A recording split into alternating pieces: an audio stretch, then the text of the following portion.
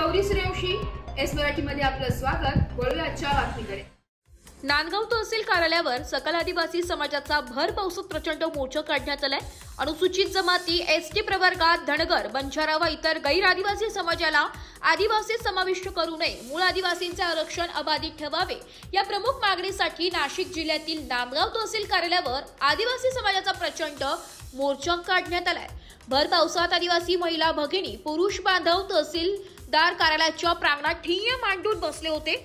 आमच्या हक्काची भाकरी हिसकावू नका अशी मागणी करत एक तीर एक कमान, सारे आदिवासी एक समान, बोगस हटाव, आदिवासी बचाव अशा घोषणा देण्यात आल्या।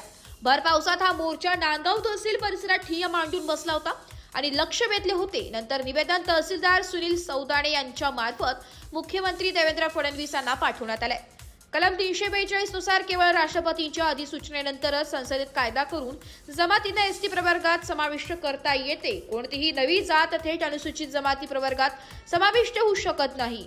मूळ आदिवासींचे आरक्षण अबाधित राहावे, सरकारने चुकीचे निर्णय घेऊ नये, आरक्षण आमच्या हक्काचे आहे, त्यात कोणताही बदल करू नये अशी एकमुखी मागणी यावेळी करण्यात आली होती। अध्यक्ष मधुकर गावंटे व मधुकर मेंगाळ यांच्या मार्गदर्शनाखाली मोर्चा काढण्यात आला।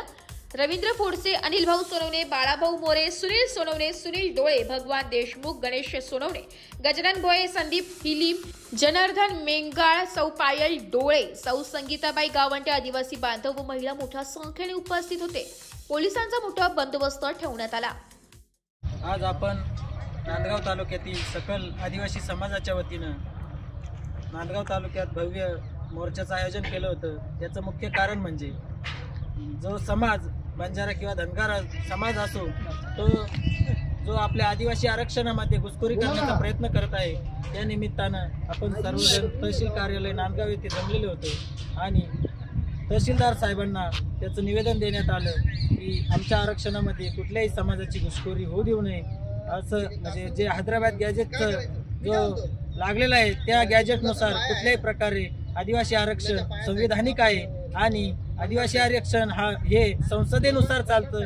ते कुठल्याही राज्य शासनाच्या किंवा कुठल्याही संस्थेला बळी न पडता दान दबावात न येऊन। एस मराठी न्यूज साठी जिल्हा प्रतिनिधी विजय पडोते, नांदगाव।